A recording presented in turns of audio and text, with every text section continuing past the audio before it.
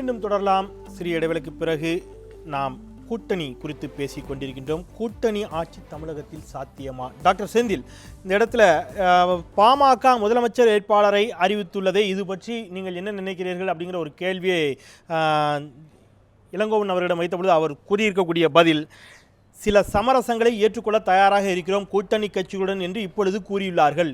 தேர்தல் நெருங்க நெருங்க அவர்களும் இன்னும் இறங்கி வருவார்கள். இதை நீங்கள் பார்க்கத்தான் போகிறீர்கள். எல்லோருக்கும் முதலமைச்சர் கனவு இருக்கிறது, ஆனால் அதற்கான வாய்ப்பும் சூழ்நிலையும் இருக்கிறதா என்பதை பார்க்க வேண்டும் அப்படின்னு இருக்கிறாரு. இதைத்தான் தொடர்ச்சியாக எல்லா கட்சிகளும் பாமகவை நோக்கி சொல்லி கொண்டிருக்கக்கூடிய ஒரு விமர்சனம். இப்போ அப்படி தான் சொல்லுவாங்க, தேர்தல் நெருங்கின்ற பொழுது பாருங்க அவங்க மாறுவாங்க, இறங்கி வருவாங்கன்னு சொல்லி. தேர்தல் நெருங்க நெருங்க அதை நோக்கி நகர ஆரம்பித்து விட்டது பாமக என்பதற்கான ஒரு முன்னோட்டமாக அன்புமணி ராமதாஸ் அவர்கள் கூட்டணி குறித்து தெரிவித்திருக்கக்கூடிய கருத்தை ஈவிகே இளங்கோவன் பார்க்கிறார். அதை பற்றி உங்களுடைய பார்வை என்ன?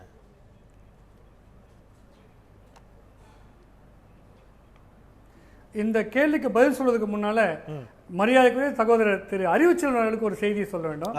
அவர் ஒரு முக்கியமான ஒரு கருத்தை சொன்னார்.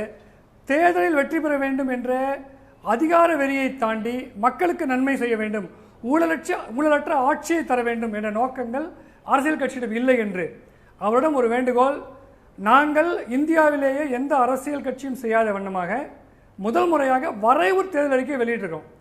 அந்த தேர்தல் அறிக்கையில் ஊழல் ஒழிப்பிலிருந்து மக்கள் நலனுக்கான எல்லா திட்டங்களுக்குமான அற்புதமான ஒரு வரைவை பல துறை வழிகளை கொண்டு கொண்டிருக்கோம். நீங்க படிச்சு பாருங்க, அது மக்கள் கருத்துக்காக முன்னிருக்கிறது. நாங்கள் இந்த தேர்தல் வெற்றியை மக்களின் வெற்றியாக பார்க்கிறோம். கூட்டணியை பொறுத்தவரை அதுல நீங்க கூட இந்த துவக்கத்தை சொன்னீங்க, இந்த இடைவேளைக்கு முன்னால பாமக சமரசம் செய்து கொள்ள விரும்புகிறதுன்னு. இது ஒரு ஆங்கில பத்திரிகை கொடுத்த பேட்டியில் ஏற்பட்ட தெரிவு. பாமக இதை வெற்றி பெற விரும்புகிறது. 50 ஆண்டு காலமாக ஆட்சியில் இருக்க 2 கட்சிகளை மாற்றுவது என்பது எளிதான காரியம் அல்ல என்பதை பாமக உணர்ந்திருக்கிறது. பாமக 2 விஷயத்துல சமரசம் கிடையாது. திமுக அதிமுகவுக்கு மாற்று என்பது சமரசம் கிடையாது. அன்புமணி தான் முதலமைச்சர் வேட்பாளர் என்பது சமரசம் கிடையாது.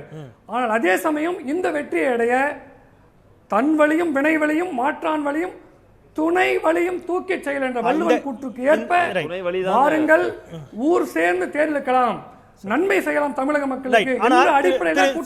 திரு செந்தில், இன்றைக்கு டாக்டர் தமிழிசை சவுந்தரராஜன் அவர்கள் டாக்டர் தமிழிசை சவுந்தரராஜன் இன்றைக்கு செய்தியாளர் சந்திக்கின்ற பொழுது ஒன்று சொல்லியிருக்கிறார். அன்புமணி ராமதாஸ் அவர்கள் முதலமைச்சர் வேட்பாளராக முன்னிறுத்தப்பட்டிருக்கிறாரு, நீங்க தேசிய ஜனநாயக கூட்டணி தலைமையில ஒரு பிரம்மாண்டமான ஒரு அணி அமையும் என்று சொல்லுகிறீர்கள் என்று சொன்ன பொழுது அது அவர்களுடைய விருப்பம், அறிவித்திருக்கிறார்கள்.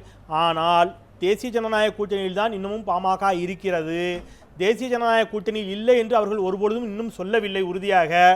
தேசிய ஜனநாயக கூட்டணி கலந்து ஆலோசித்து தேர்தல் நெருங்குகின்ற பொழுது யார் முதலமைச்சர் என்பதை அப்பொழுதுதான் சொல்லுவோம் என்று மிக தெளிவாக சொல்லியிருக்கிறார். இது அவர் மட்டும் சொல்ல, முரளிதர் ராவ் சொல்லுகிறார், பொன் ராதாகிருஷ்ணன் சொல்லுகிறார். தொடர்ச்சியாக பாஜக ஒரு விஷயத்தை சொல்லிக்கிட்டே இருக்கிறாங்க, தேசிய ஜனநாயக கூட்டணியோடு தான் தேர்தலை சந்திக்க போகிறோம், முதலமைச்சர் வேட்பாளர் அன்புமணியா இல்லையா அல்லது வேறு யாருமா என்பதை தேசிய ஜனநாயக கூட்டணி முடிவு செய்யும், அதை பின்னால் தான் முடிவு செய்யணும் தெளிவாக சொல்லிட்டு இருக்கிறாங்க.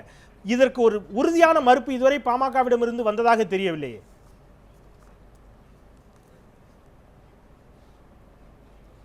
உறுதியான மறுப்பை இப்போதும் சொல்கிறேன்.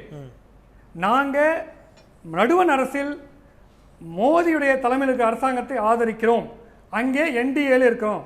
தமிழகத்தில் தமிழக தேர்தலுக்கான கூட்டணி அமையவில்லை. இது புதியது கிடையாது. 2004 ஐக்கிய முற்போக்கு கூட்டணி அரசியல கலைஞர் இருந்தாரு.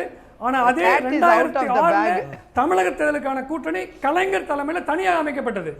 தமிழக தேர்தல் வேற, நடுவண் அரசு வேற. நடுவண் அரசுல நாங்க சப்போர்ட் பண்றோம் பிஜேபி. அந்த இடத்துல வர நான் தெளிவா சொல்லிட்டாரு செந்தில். அதாவது என்ன கேக்குறீங்களா?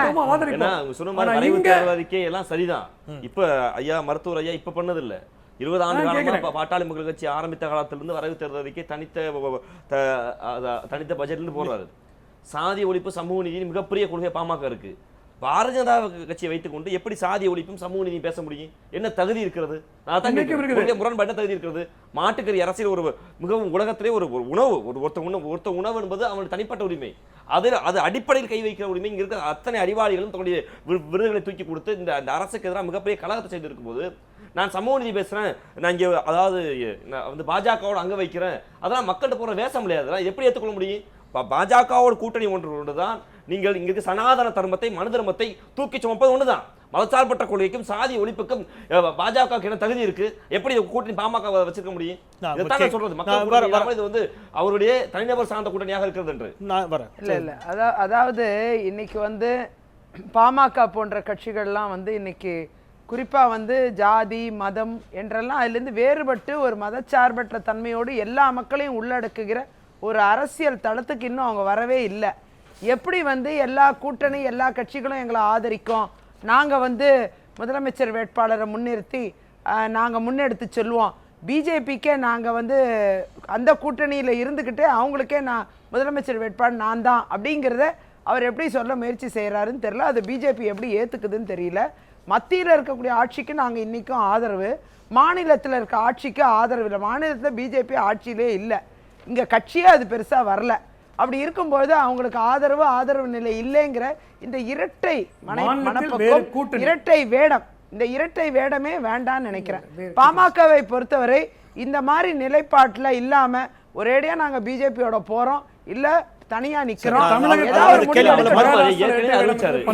தமிழ்நாட்டில் கூட்டணி ஆட்சி சாத்தியம் இல்லை, தனித்தே பாமக போட்டின்னு அந்த அறிவித்து 3 மாதம் ஆகல, 3 சோழ ஒட்டியாச்சு.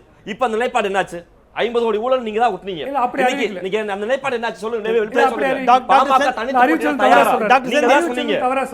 மருத்துவர் ராமதாசும் அண்ணன் அன்புமணி தான் பாமக தனித்து போட்டியிட தயார் என்று ஒரு வரைவை வச்சீங்க. இப்பயாவது வந்து மாறுறீங்க.